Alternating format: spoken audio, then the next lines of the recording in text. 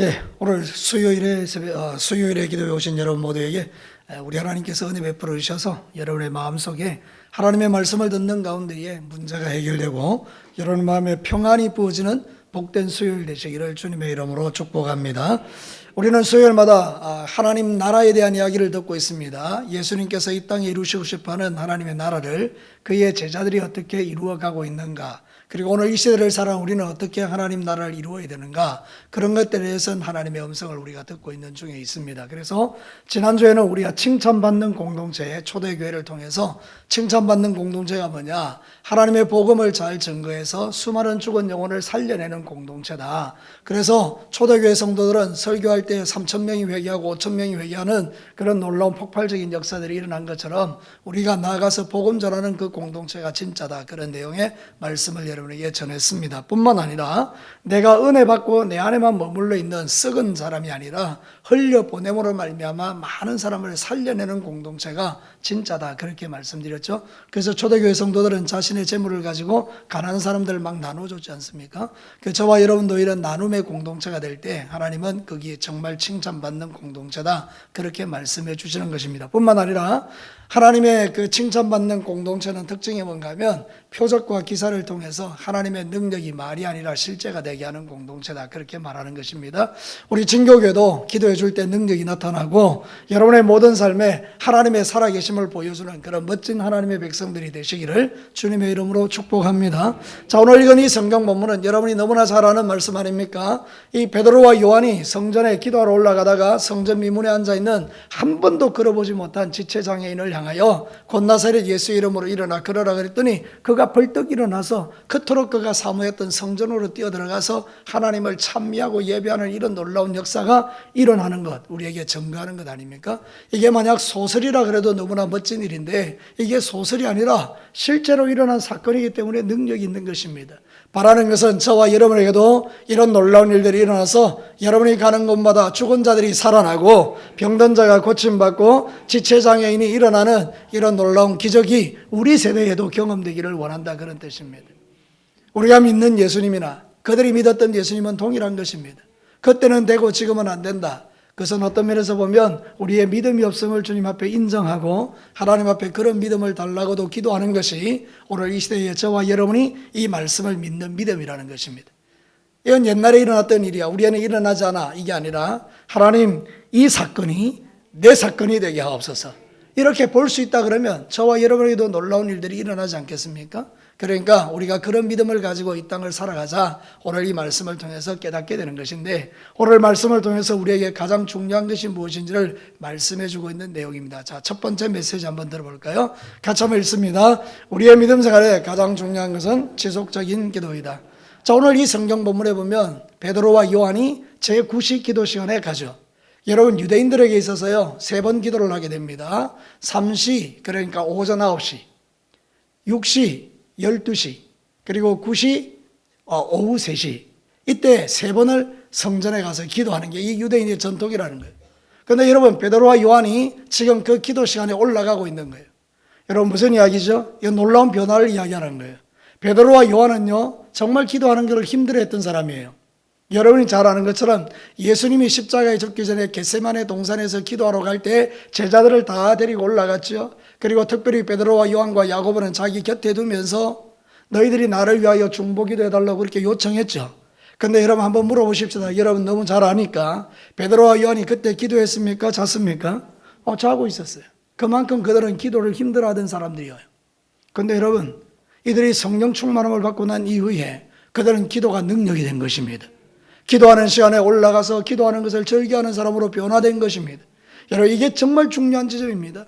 저와 여러분이 신앙생활을 잘하려면 우리에게 반드시 필요한 게 뭐냐? 하나님께 기도하는 것인데 그 기도가 지속적인 기도가 되어야 된다는 그런 뜻입니다.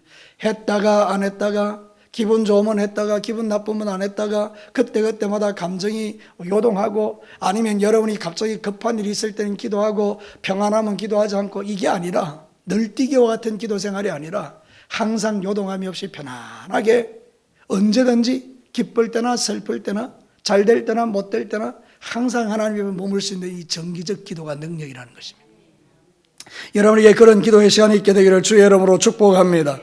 누가복음 22장 39절과 41절에 이렇게 말하죠.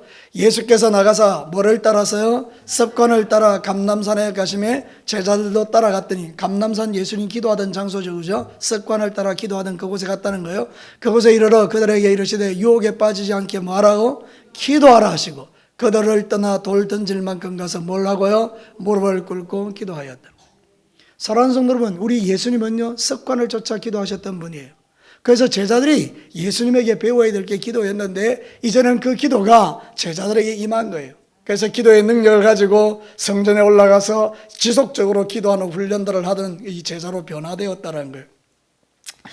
저도 목회자로서 바라는 게 뭔가 하면, 우리 진교회 성도 여러분들이 정말 기도의 훈련을 잘 받아서 시시때때로 주님 앞에 엎드려 지속적인 기도를 했으면 좋겠어요. 이때는 아멘을 좀 크게 하셔야 되는 것입니다. 여러분 정말 지속적으로 기도를 하시기를 축복합니다. 새벽을 깨워서 기도하시고요, 저녁에도 와서 기도하시고요, 낮에도 와서 기도하시고요. 제가 오늘 기도하려고 올라오니까 한 분이 이렇게 저 뒤에서 하나님께 찬송하면서 기도하고 계시더라고요. 얼마나 좋던지요. 여러분 교회에서 기도 소리가 울리고 있다는 건 얼마나 멋진 일입니까? 여러분들이 힘들고 답답할 때도 오지만 평소에도 오셔서 누가 보든지 안 보든지 간에 주님 앞에 기도하는 그거는 너무나 멋진 일이거든요. 하나님이 보고 계시잖아요. 사람도 그가 기도하는 걸 아는데 하나님이 모르시겠어요? 그러니까 여러분 우리가 정말 필요한 건 정기적 기도, 주기적인 기도, 항상 지속적으로 기도, 그게 능력이 되더라, 그런 뜻입니다. 우리에게 가장 필요한 게 뭐냐? 기도라는 것입니다. 하나님은 어리석은 우리들이 믿음 생활 잘할 수 있도록 기도를 능력으로 주신 것입니다. 잘 들어보십시오. 기도는 하나님과 교제하는 통로입니다. 우리가 그 전능하신 하나님을 어떻게 교제할 수 있습니까? 사람과 사람이야 우리 교제할 수 있지만, 보이지 않는 그 전능하신 아버지 하나님이 어떻게 나와 교제할 수 있어요? 근데 기도가 교제인 거예요. 내가 기도하면 하나님과 만나는 거예요. 이런 놀라운 은혜를 하나님이 우리에게 주신 거예요. 대통령 한 번만 만나도요, 그게 그의 평생 자랑거리입니다. 여러분 대통령하고 하나님이 비교가 됩니까? 근데 그 놀라우신 하나님을 우리는 매일 만나는 거예요. 뭐를 통해서요? 기도를 통해서요. 기도는 또한 뭡니까? 능력입니다. 기도하면 능력이 나타나는 것입니다. 우리가 신앙생활 할 때 힘들고 어려울 때 기도하면 용기가 생기잖아요. 하나님이 나에게 성령을 부어주시잖아요. 그러니까 여러분 기도는 능력의 통로거든요. 이 기도는 너무나 좋은 것이, 우리는 기도를 통해 능력을 공급받는 거예요. 기도는 축복입니다. 저를 따라서 한번 봅시다. 기도는 축복이다. 기도는 문제 해결을 받는 거예요. 우리가 하나님께 기도할 때요, 하나님은 응답해 주시는 거예요. 그러니까 우리가 기도하는 거죠. 나는 예수 믿고 나서 단 한 번도 기도의 응답을 받지 못했다, 그건 거짓말입니다. 있을 수 없는 이야기입니다. 여러분은 매일 순간순간 기도의 응답을 받고 살아가는 자들입니다. 그러니 여러분, 우리는 기도를 늘 해야 하는 것이죠. 가장 중요한 건 뭐죠? 기도는 영적 전쟁이라는 거예요. 여러분, 모세가 아말렉과 전쟁할 때에 그 산에 올라가서 손들고 기도할 때 역사가 일어나지 않습니까? 그 오합지졸 같은 그 전쟁을 경험하지 못했던 이스라엘 백성들이 전쟁에 단련된 아말렉 족속을 박살내버린다니까요. 여러분, 원수마귀가 아무리 강해도 우리가 기도할 때 나 별것 아닌 것 같아도 하나님 도와주셔서 이기는 거예요. 영적 전쟁을 여러분이 합니까? 아닙니다, 여러분. 내가 기도하면 하나님이 대신해 주시는 거예요. 주의 천사들을 보내요. 주의 군대를 보내요. 주의 사람들을 보내요. 역사를 일으키는 거예요. 나는 그것을 믿습니다. 신앙생활 할 때 이 기도는요, 우리에게 빼버리면 아무것도 아니에요. 여러분이 신앙생활 뭐 다른 거 다 잘한다 그래도 기도를 확 빼버리면 아무런 능력이 없는 거예요. 비실비실하는 거예요. 쓰러지고 자빠지고 아무것도 아니에요. 그러나 기도하면요, 별 볼 일 없는 사람도 능력이 있다니까요. 사랑하는 성도는 갈릴리 바닷가에서 고기나 잡던 그 어부였던 베드로가 오늘 행하는 이 일을 보십시오. 여러분, 기도하고 나가서 그 사람을 보는 순간에 나사렛 예수 이름으로 일어나 걸어라 그러니까 벌떡 일어나지 않습니까? 여러분, 우리가 많이 배워서 똑똑해서 하나님께 쓰임받는 거 아닙니다. 비록 부족하고 연약해도 하나님과 깊은 영적 교제를 통하여 그분에게 능력을 공급받고 그분이 주시는 힘으로 그분에게 응답받아서 기도의 경험치가 쌓이고, 그러면서 이제는 아무 쓴 일을 만나도 두려워하지 않는 담대한 용사가 되어 사단의 모든 공격들을 다 막아내고, 그러면서 영적 전쟁에서 이기는 사람이 되는 거예요. 기도는 다시 말하지만 최고의 선물입니다. 기도는 다시 말하지만 능력의 통로입니다. 기도는 다시 말하지만 하나님의 축복입니다. 그래서 에베소서 6장 18절에 영적 전쟁에 대한 이야기라고 결론이 이겁니다. 같이 한번 읽겠습니다. 모든 기도와 간구를 하되 항상 성령 안에서 기도하고 이를 위하여 깨어 구하기를 항상 힘쓰며 여러 성도들을 위하여 구하라. 내가 항상 옆에다 갈로 치고 무시로라고 해놓은 게 뭔가 하면 과거 성경책이 이렇게 번역했다는 거예요. 무시로가 뭐죠? 나오나 노래가 아닙니다. 무시로는요, 시간에 관계없이 시시때때로 기도하는 거예요. 하나님이 우리에게 그걸 요구. 왜? 우리가 그렇게 해야 영적 전쟁에서 이기기 때문이에요. 여러분 왜 시험 들고, 여러분 왜 픽픽 자빠지고, 여러분 왜 낙심되고, 왜 여러분이 절망하고, 왜 작은 것에도 그렇게 가슴이 철렁철렁 떨어지느냐? 그것은 여러분이 단단하지 않기 때문에, 단단하지 않기 때문에. 그 말은 뭔가 하면 항상 기도로 준비되어 있지 않기 때문이에요. 그러니까 사단이 탁 치고 들어오면 그냥 확 자빠져버려요. 그러나 기도하는 사람들은 그렇지 않습니다. 순간 이렇게 흔들리긴 하지만 그러나 딱 세우는 겁니다. 그래서 여러분의 평소의 기도가 중요한 것입니다. 마귀는 제일 싫어하는 사람이 기도하는 사람입니다. 기도하는 사람은 마귀의 권세를 이기기 때문에. 그래서 여러분 수단과 방법을 가리지 않고 기도 못하게 하는 게 사단의 제일 중요한 일이란 거예요. 여러분 왜 그래 피곤합니까?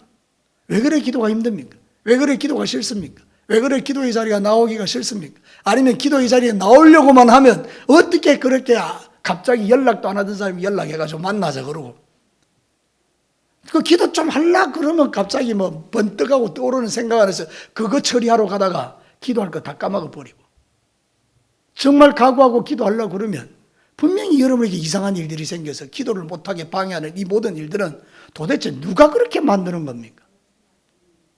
한번 생각해 보시지요. 여러분이 그렇게 만드는 겁니까? 다른 사람이 뭣도 모르고 그렇게 만드는 겁니까? 한번 우리가 영적인 눈을 열어서 영적으로 움직이는 세계를 한번 보자 말이에요. 거기에 분명히 원수 마귀가 있고, 내가 기도하면 하나님이 도와줄 걸 아니까, 그럼 여러분은 능력 있는 그리스도인이 될 거니까, 하나님을 체험하게 될 거니까, 그러면 흔들리지 않는 믿음의 용사가 될 뿐만 아니라 수많은 사람에게 내가 기도하니 이런 일이 일어났다고 간증하는 자가 되어 기도가 불결같이 일어날 걸 너무나 잘 아니까 여러분을 기도하지 못하도록 힘을 빼버리는 거예요. 여러분, 그런데 우리가 속고 살아야 되겠습니까?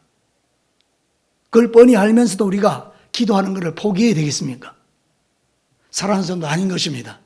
힘들고 어려도 기도의 자리를 찾고 여러분의 있는 삶의 자리에서 손들어 기도하고, 하나님은 어디나 계시니까 그곳에서 여러분이 마음껏 기도하시고 기도의 능력을 받는 종들이 되시기를 주의 이름으로 축복합니다.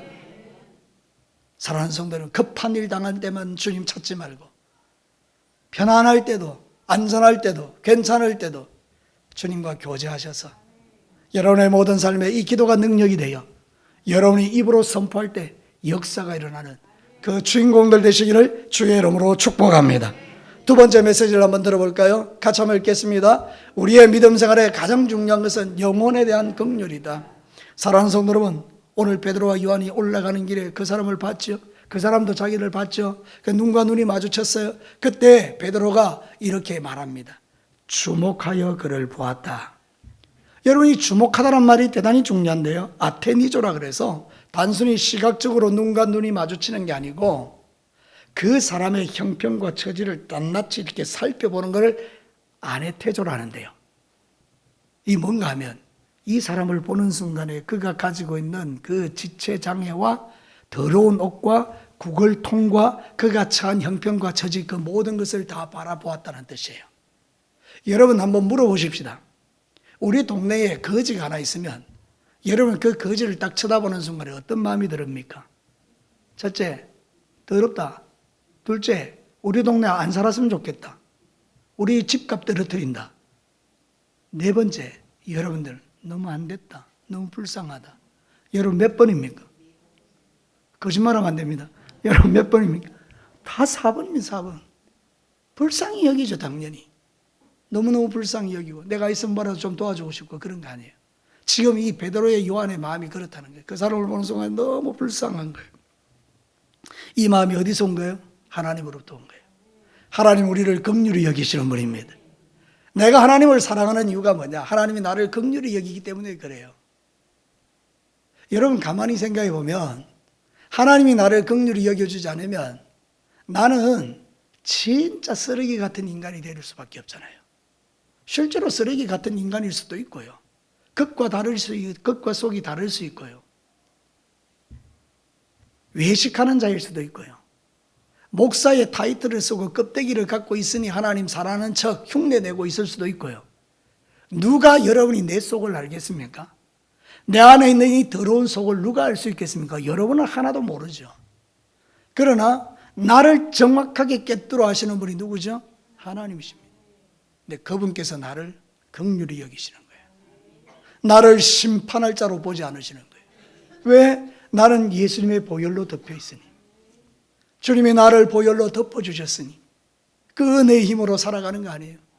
하나님이 나를 불쌍히 여기셨어요. 하나님이 여러분도 불쌍히 여기셨어요. 그런데 우리는 어떻게 살아가나요? 우리는 하나님의 이 놀라운 긍휼을 받았음에도 불구하고 다른 사람을 쳐다볼 때에 긍휼로 쳐다보지 않더라 그 말입니다. 뭘로 쳐다본다는 거죠? 비판적인 눈길로 쳐다보더라는 거예요. 뭔가 자꾸 정죄하는 눈빛으로 쳐다보더라는 거예요. 그래서 이런 눈빛들이, 이러한 삶이 우리로 하여금 하나님 앞에 아름다운 믿음으로 살아가지 못하도록 만드는 방해 요소가 되니, 오늘 우리가 회복해야 될 가장 중요한 게 뭐냐? 하나님의 긍휼의 마음을 우리가 갖고 살아가는 것입니다.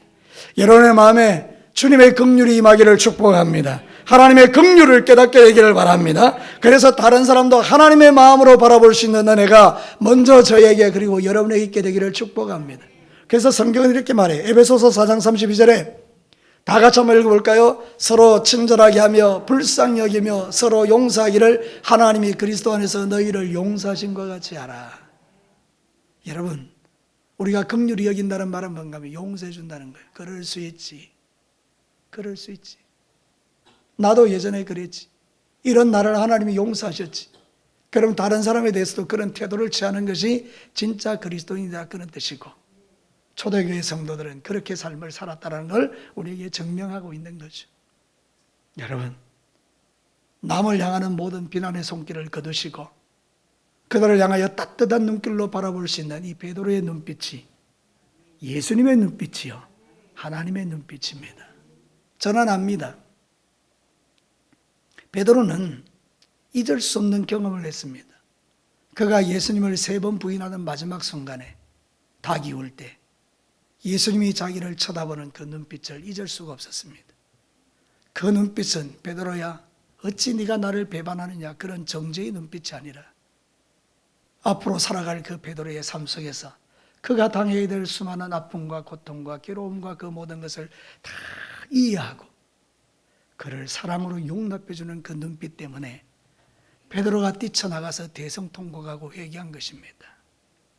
정죄의 눈빛으로 바라봤다면 베드로가 두려워서 벌벌벌벌 떨었겠죠. 그러나 그 예수님의 따뜻한 눈빛을 마주치는 순간에 그의 인생은 완전히 바뀌어진 것입니다. 주님의 눈빛은 그런 것입니다.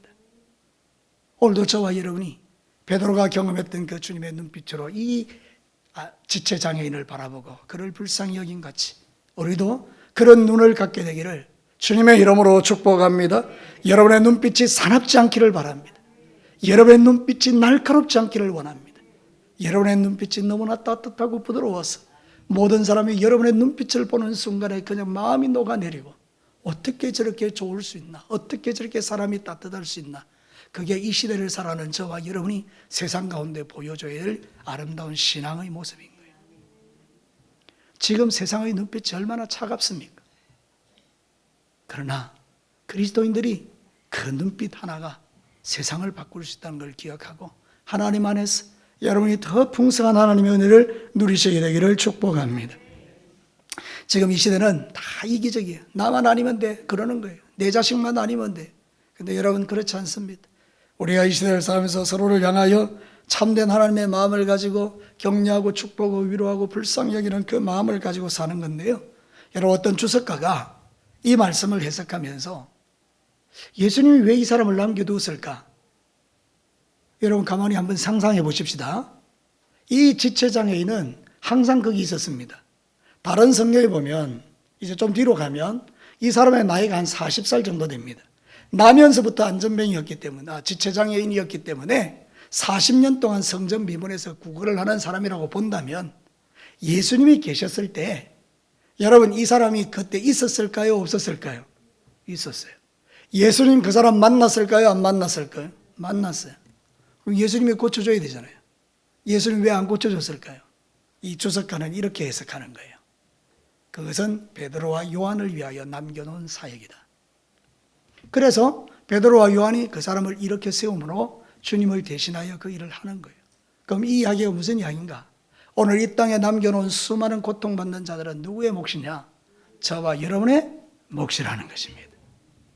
내 주변에 있는 내가 돌봐야 될 그 수많은 사람들은 예수님이 나에게 맡겨주신 사역자들이라는 거예요. 내 사역의 대상이라는 거예요. 믿으시면 아멘 한번 해보시죠. 이 말이 이해가 되십니까? 정말입니까? 예. 예수님 고쳐줘도 되는데 안 고쳐준 이유가 베드로와 요한에게 그 일을 맡기신 것이고, 오늘 이 시대에 수많은 고통받는 사람들을 내 옆에 남겨두신 이유가 나로 하여금 그 사람을 전도하고, 나로 인하여 그 사람에게 기도해주게 하고, 나로 인하여 하나님을 보여주라고 남겨주신 거라면, 여러분이 만나는 수많은 사람에게 베드로와 요한같이 이렇게 불쌍히 여길 수 있는 마음이 있어야 된다. 그 말씀을 우리에게 전하고 있는 거예요. 요한복음 14장 12절에 놀라운 말씀이 있습니다. 같이 한번 읽어보겠습니다. 내가 진실로 진실로 너희에게 이르노니 나를 믿는 자는 내가 하는 그 일을 그도 할 것이요 또한 그보다 큰 일도 하리니 이는 내가 아버지께로 감이라. 요 말씀이 그대로 옮겨진 거예요. 예수님이 하셨던 그 큰 일을 지금 베드로가 하고 있잖아요. 그럼 오늘 이 시대에 저와 여러분이 이 말씀을 믿는다면 우리도 큰 일을 할 수 있다. 믿으시는 분만 아멘 해보시죠. 우리 주변에는요, 우리의 손길이 필요한 지체장애인들이 너무 많습니다. 돈이 많다라고요 장애가 없는 게 아닙니다.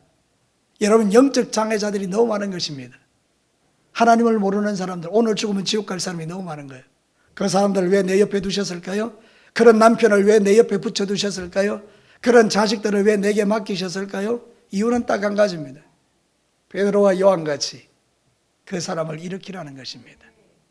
여러분이 여러분의 주변에 있는 지체장애인들, 영적 장애인들을 다 일으켜 세우시기를 주의 이름으로 축복합니다. 자, 마지막 세 번째 메시지를 듣겠습니다. 같이 한번 읽어볼까요? 우리의 믿음 생활에 가장 중요한 것은 예수 이름의 권세를 누리는 것이다. 사실 오늘 이 성경 본문이 이게 핵심이죠, 핵심. 은과 금은 나에게 없다. 그러나 나에게 뭐가 있다? 예수 그리스도의 이름의 권세가 있다. 그의 나서는 예수 이름으로 일어나 걸어라 그러니 벌떡 일어나는 거죠. 여러분, 이게 가장 중요합니다. 오늘 말씀에서 베드로와 요한이 가졌던 것은 은과 금은 없었지만 그는 예수 그리스도의 이름의 권세를 갖고 있었다고 성경은 말하는 것이죠. 세상에서 가장 능력 있는 이름은 예수 이름입니다. 그 예수 이름을 여러분이 이미 갖고 있습니다. 그러면 여러분도 능력자입니다. 저도 능력자입니다. 왜? 우리에게 예수 그리스도의 이름의 권세가 있기 때문입니다. 예수 이름의 권세 앞에 원수는 떠나갑니다. 예수 이름의 권세 앞에서 지체장애인은 벌떡 일어납니다. 예수 이름의 권세 앞에 병든 자가 고침을 받는 것입니다. 그래서 우리는 이 믿음을 가지고 주님 앞에 나아가는 거예요. 그래서 두려워하지 말고 우리가 믿음의 삶을 살아가는 거예요. 성경 한번 볼까요? 마태복음 17장 20절. 이르시되 너희 믿음이 작은 까닭이니라 진실로 너희에게 이르노니 만일 너희에게 믿음이 겨자씨 한 알만큼만 있어도 이 산을 명하여 여기서 저기로 옮겨지리라면 옮겨질 것이요 또 너희가 못할 것이 없으리라. 이 말씀이 어떤 느낌으로 받았습니까? 너무 황당하십니까? 믿음 없는 것입니다. 그러나 겨자씨만한 믿음이 있으면 산이 옮겨진다잖아요. 그래서 이 말씀을 해석하는 건 주로 어떤 해석인가 하면 진짜 산이 옮겨지는 게 아니라 여러분의 마음속에 막 근심의 산이 이만한 게 있는데 여러분 믿음을 가지고 주님 앞에 기도하면 이 근심의 산이 떠나간다는 거예요. 이번에 제가 새가족 목장하면서 우리 교회에 새가족이 한 분 오셨는데 제가 본 이분은 신앙사를 별로 한 적도 없는 것 같고 별로 뭐 잘 모르는 사람 같아요. 제가 그렇게 판단했다는 거예요. 그런데 같이 새가족 목장을 하면서 이야기를 들어보니 이분이 너무 믿음이 좋은 거예요. 나보다 믿음이 좋은 거예요. 이분이 이야기한 게 뭔가 이런 거예요. 자기가 어머니하고의 관계가 너무 안 좋았다는 거예요. 그래서 어머니하고 자기가 관계가 너무 안 좋아서 따로 산다는 거예요. 따로. 만나면 싸우고 그러니까 따로 산다는 거예요. 그럴 수 있잖아요. 그죠? 근데 이분이 예수를 믿었다는 거예요. 그리고 나서 성경을 계속 읽는데 성경 속에 미워하지 말라는 말씀이 있는 것을 보게 된 거예요. 이분이 생각했다는 거예요. 하나님은 내 기도를 들으시는데 내가 미워하지 말라고 기도하면 하나님이 분명히 말씀대로 이루실 것이기 때문에 자기 마음에 미움이 없어질 거라고 믿고 기도한 거예요. 이분이 고백하기를 하나님, 나는 말씀을 믿습니다. 미워하지 마라 그랬으니 내 어머니를 미워하지 않기로 결정합니다. 그리고 미워하지 않기로 기도했다는 거예요. 여러분한테 물어보겠습니다. 어떤 일이 일어났을까요? 이분이요, 자기 스스로 어머니한테 찾아가서 미안하다 그러고 용서를 구하고 어머니와의 관계가 풀어졌다는 거예요. 와, 여러분 놀랍지 않습니까? 우리는요, 20년, 30년 같이 신앙생활하면서요, 한 번 딱 맺히면요, 요래가지고 막, 내가 천국 가서 보자, 천국 갈란지도 모르겠는데, 하여튼 천국 가서 보자, 안 푼다고요. 신기하죠? 예수 그리스도를 믿는 우리가 안 푼다고요.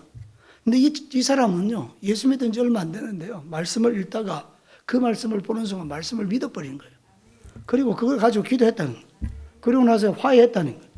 그 자기는 말씀을 믿는다는 거예요. 여러분, 이 사람 믿음이 좋아요? 내 믿음이 좋아요? 이분이 믿음이 훨씬 좋은 거예요. 여러분, 우리 진짜 말씀을 믿는 게 이런 거라는 거예요. 진짜 예수 이름의 권세를 믿는 게 이런 거예요. 여러분, 좀 너무 쪼잔하게 신앙생활 안 했으면 좋겠어요. 너무 마음에 막 쪼잔하게 밴댕이 있어. 뭐 이런 신앙생활 하면 나도 힘들고 다른 사람도 힘들고 너무 힘들어요. 여러분, 좀 그렇게 하지 말고 좀 마음을 좀 넓히면 좋겠어요. 그래서 성경도 너희 마음을 좀 넓히라 이렇게 해요. 여러분, 마음을 좀 넓혔으면 좋겠어요. 네, 인사라고는 안 할게요. 근데 여러분 스스로 한번 생각하시고, 주님, 나는 왜 이래 밴댕이 소갈적이 이렇게 좁을까? 하나님, 마음을 좀 넓혀 주십시오. 말씀을 믿으면 말씀이 그렇게 나와 있으니까. 사랑하는 성도 여러분, 우리 예수님은 이 땅에 오셔서 우리의 모든 묶임과 매임을 풀어내시고 하나님의 나라를 보여주시고, 그래서 그분의 이름이 가는 모든 곳에 역사가 일어나지 않습니까? 그래서 여러분, 누가복음 4장 18절 19절은 내가 너무 좋아하는 말씀인데 같이 한번 크게 한번 읽어보십시다. 주의 성령이 내게 임하셨으니 이는 가난한 자에게 복음을 전하게 하시려고 내게 기름을 부으시고 나를 보내사 포로된 자는 자유를, 눈먼 자에게는 다시 보게 함을 전파하며 눌린 자는 자유롭게 하고 주의 은혜의 해를 전파하게 하려 하심이라 하였더라. 예수님에게 성령이 기름 부어지니까 가는 곳마다 눌린 자들이 자유케 되는 역사가 일어나고, 눈먼 자가 눈을 뜨게 되는 역사가 일어나고, 포로된 자, 마귀에게 질질 끌려자 되는 자들이 마귀에게서 자유하는 이런 기적이 일어났다는 거 아니에요, 그죠? 근데 이 예수가 어디 있다고요? 내 안에 있습니다. 믿으시면 아멘입니다. 여러분 안에 예수님 계십니다. 그분의 이름의 권세가 여러분과 함께하고 있습니다. 이 일은 우리에게 실제가 되어야 합니다. 원하고 바라고 부탁하고 소원하는데 풀어주십시오. 여러분의 마음속에 묶인 걸 풀어주시라고. 그게 여러분이 복을 받는 길이에요. 여러분이 묶여있으면 하늘에서 묶여있고, 여러분이 풀어주면 하늘에서 풀리고, 그게 바로 하나님 나라의 원리라는 거예요. 오늘 이 베드로와 요한이 보여주는 하나님 나라, 은과 금은 나한테 없다. 그러나 예수 이름이 있다. 그 이름으로 너에게 말하는데 일어나 걸어라. 여러분, 한번 상상해 보십시다. 이 지체장애인이 바라고 소원했던 것은 돈이었습니다. 그러나 그 돈이 그를 일으키지 못했습니다. 돈은 하나님 나라를 오게 하는 게 아니라 그 말입니다. 하나님 나라를 오게 하는 것은 예수 이름의 권세라는 거예요. 여러분, 그렇기 때문에 이 지금 마지막 시대의 사람들은 전부 다 돈이 하나님인 줄 알고 쫓아다니지만, 우리는 진짜이신 예수님을 우리가 붙들고 살 때 그 물질은 하나님이 필요하면 주실 것이고, 그래서 그것 가지고 선한 일 많이 할 수 있으니까 돈을 하나님으로 삼지 말고 예수 그리스도의 이름의 권세를 붙들고 살자, 그 말입니다. 여러분도 똑같이 고백하셔야 됩니다. 저도 그렇고, 은과 금은 내게 없거니와 내게 있는 것으로 너한테 준다. 내게 뭐가 있어야 된다는 거예요? 예수 이름이 있어야 된다는 거예요. 한국 교회가 잃어버린 게 뭡니까? 예수 이름의 권세예요. 우리는 그래서 그에게 예수 그리스도의 이름으로 너에게 준다라고 말을 못하는 겁니다. 하나님은 우리에게 그거를 주셨는데 우리가 그 말을 못한다는 거예요. 이제 여러분, 저와 여러분이 이 마지막 시대에 우리도 선포하십시다. 은과 금은 나에게 없다. 그러나 내게 있는 건 너한테 줄게. 예수 그리스도의 이름으로 일어나 걷자. 이렇게 세상 사람들에게 선포하고 나갈 때에 하나님께서 역사하셔서 우리를 통하여 이런 놀라운 구원의 역사가 일어날 줄로 믿습니다. 이제 2024년이 지나가고 2025년이 오는데 사랑하는 성도 여러분, 다시 믿음을 새롭게 하시고 여러분 안에 있는 예수 그리스도 이름의 권세가 여러분의 모든 묶임과 매임을 풀어내고 여러분을 죽을 자가 사는 자가 되는 그런 역사가 일어나게 되기를 주의 이름으로 축복합니다. 가장 중요한 것 세 가지, 지속적인 기도가 필요합니다. 영혼에 대한 긍휼한 마음이 필요합니다. 그리고 여러분이 예수 그리스도의 그 이름의 권세를 가지고 살자, 그 말입니다. 그러면 우리가 살아가는 모든 삶의 현장에도 이런 역사가 일어나 우리가 간정자가 되고 하나님의 살아계심을 세상 사람들에게 보여주는 저와 여러분이 될 줄로 믿습니다. 이번 남아있는 3일 동안에도 예수 이름의 권세를 가지고 가는 곳마다 이기고 승리하는 우리 모든 주의 종들 되시기를 주의 이름으로 축복합니다. 기도하겠습니다.